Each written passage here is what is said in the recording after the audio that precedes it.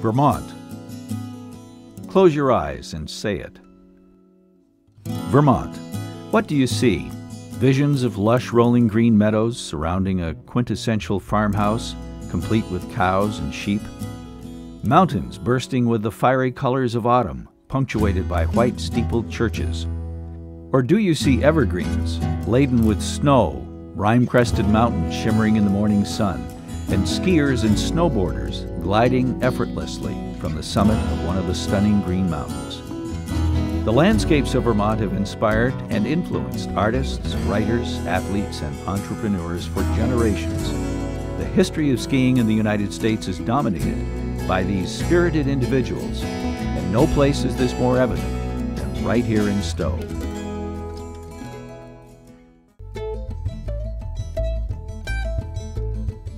While a student at Williams College, Roland was interested in the outdoors. So in 1916, he organized the Williams College Outing Club. Roland's zeal for the out-of-doors, and specifically for skiing, drove him on, and he became a founder for many of today's important associations, such as the National Ski Association, as we know it today, U.S. Ski Association, the Amateur Ski Club of New York, and the National Ski Patrol. Only to let others know that you're out of control. Boom. He was. And here's where the Ski Patrol is worth all and a lot more than our skier ever contributed. Virtually every accredited ski area in this country now has its unit of this nationwide volunteer organization, the National Ski Patrol System. And it was Roland's 1932 trip to Mount Mansfield that motivated the start of a future ski area named Stowe. He founded and became the president of the Mount Mansfield Company, the lift company that installed the mountain's first single chair in 1940.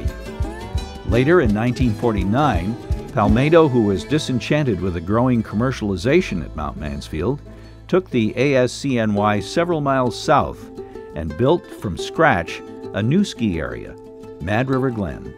At that time, I was working for the Mount Mansfield Company, which was a separate organization, and of course Cook and Palmedo were the prime movers in that. If they said, go here or go there, I went. They were the boss. Roland commented one time that we're not interested in making a lot of money. We just like to have a nice, friendly New England type of ski area. Part of the way of doing that was we needed to develop a kind of a community there.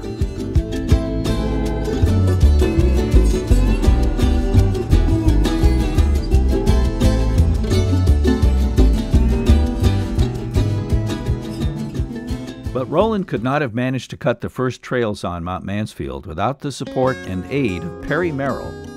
As state forester, Perry had earned a reputation as a man of strong character, decisive action, and few words. It wasn't just like, oh, he's the boss kind of a person. He's a boss whom you admire. You said, this guy is a great guy. He's done a lot for Vermont. He's done a lot for my profession. He stands out in the world of forestry out there. He's among the greats of all time. Even though Merrill's vision of increasing visitation to state forests through the development of ski trails fit perfectly with Roland Palmedo's scheme, the state thought there were better uses for its limited funds. Propitiously, in 1933, Congress created the Civilian Conservation Corps as part of the New Deal, and Roland and Perry had their workforce. What happened was in the 30s, that when the CCC started, Perry essentially was strong enough to say to FDR and the New Deal that if anyone from the CCCs were going to work in Vermont, they were going to work under him. Period. As far as he was concerned, if these men were coming to Vermont, what they did was his design and his plan and his wishes and whatever. And consequently, many of our state parks, the Waterbury Dam project, all of these things were, tightly controlled by Perry Merrill.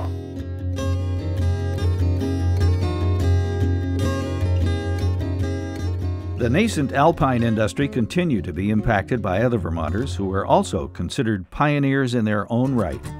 Stowe's Marilyn Shaw began her skiing career in 1935 at the ripe age of 10.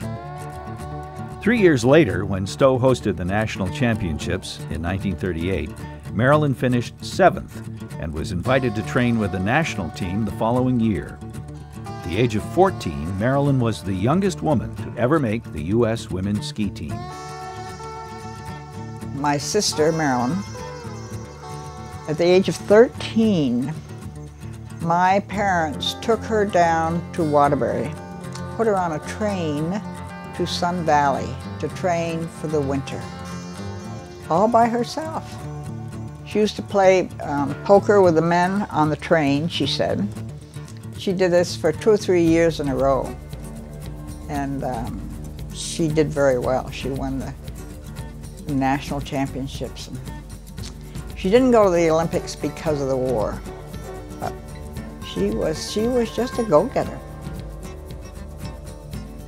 In 1939, Marilyn placed 4th in slalom in the Nationals at Mount Hood and won a spot on the U.S. Olympic team.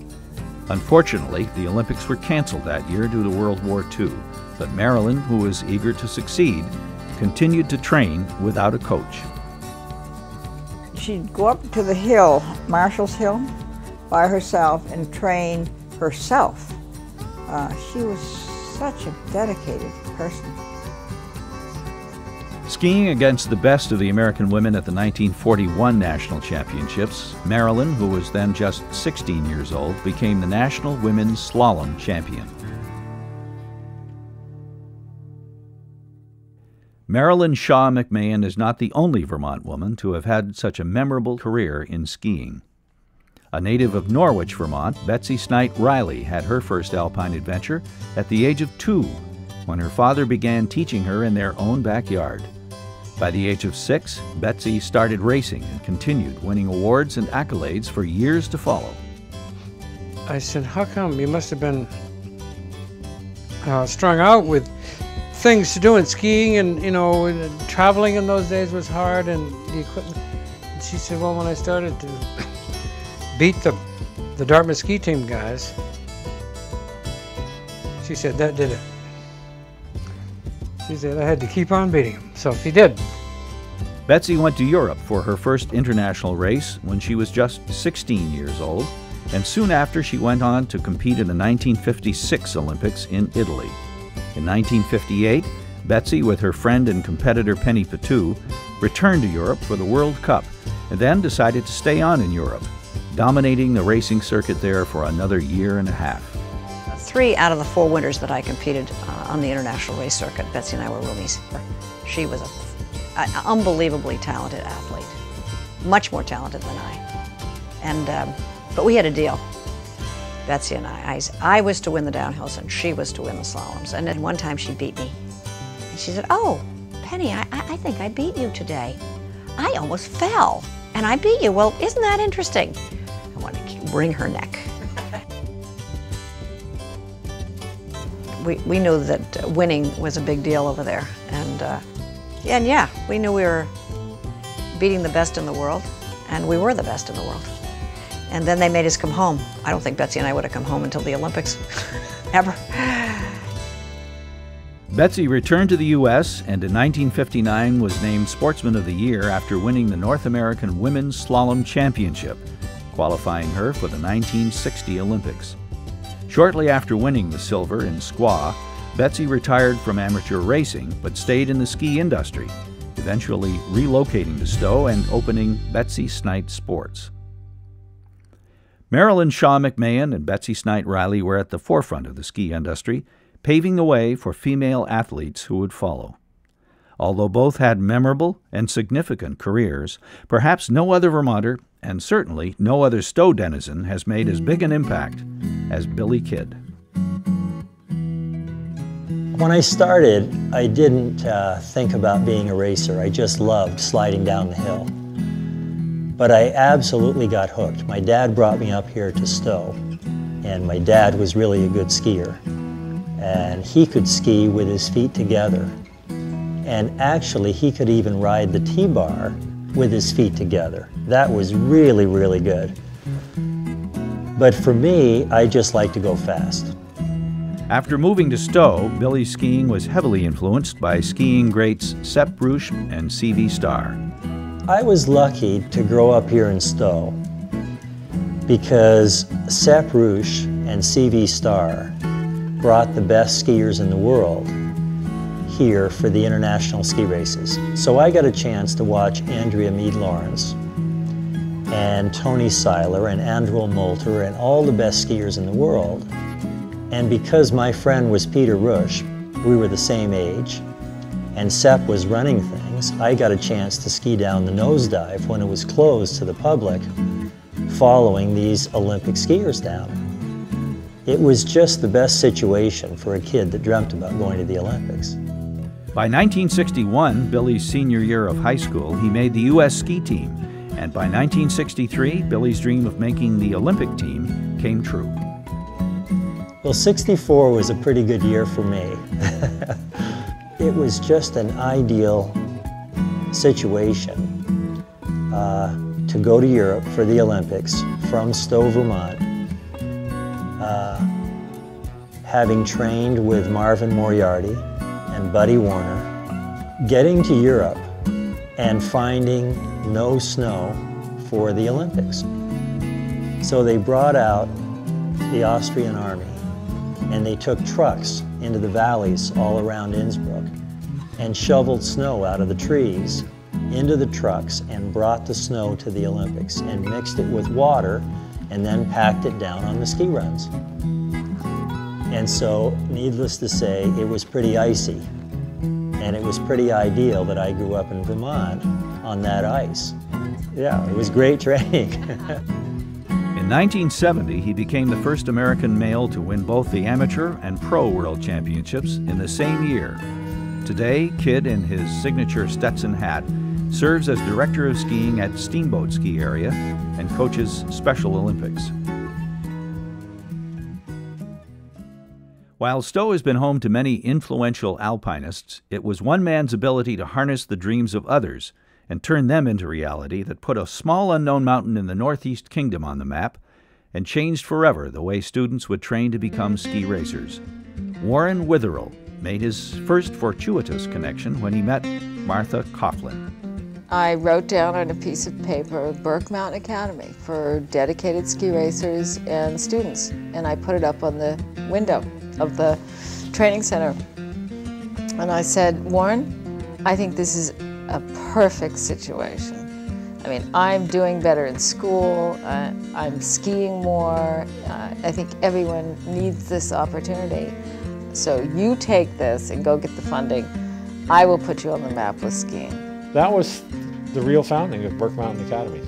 And it wasn't my idea, it was Martha's idea to come up for the winter tutorial. Burke Mountain Academy was her name.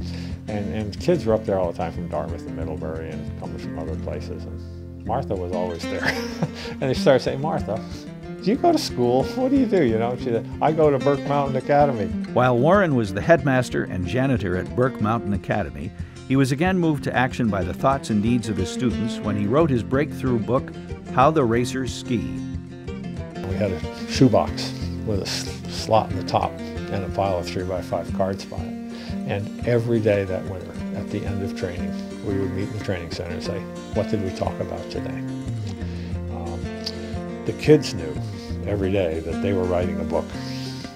And so they were thinking at a level of intensity that you just don't get with most kids that show up for coaching every day. And we did all that together. And then I wrote the book over the summer, published it in the fall. And Rossi Knoll distributed it worldwide. It's the most successful ski book in history. In the early 70s, one of Warren's most promising skiers was having continual difficulty carving her turns. He discovered that her knees weren't aligned properly and that by adjusting the angle of her boot, he could correct her movement, allowing her to edge seconds off her time. Here's Leith, who was, you know, a really good ski racer. You don't forget how to ski race between August and November. And she's leaning in, and she's turning on her inside ski and stuff. Well, she just got new Lancome boots, and she couldn't get enough edge on her downhill ski. So we got a piece of long thong, and just standing on a hard floor, we took various pieces of a long thong and put them under her inside edge until she stood nice and solid and firm, and her knees were over the middle of her boot. And she went out to ski the next day. She got in her skis, and off she goes, carving turns. So that was the invention of canting. Although Warren has been credited with the advent of the Ski Academy and the invention of canting, you'll find his take on his contribution far more humble. I never think of Burke as something that I created. It's something that the kids created, and I was lucky enough to have a chance to temper it. Vermont has been a steady influence in the world of alpine adventures for as long as people have been putting something on their feet to help them glide across the snow, whether as a mode of transportation or for the delight of being connected with nature. And with astounding vistas at every turn, it's easy to see that Vermont will continue to be an inspiration for generations of artists, writers, athletes, and entrepreneurs yet to come.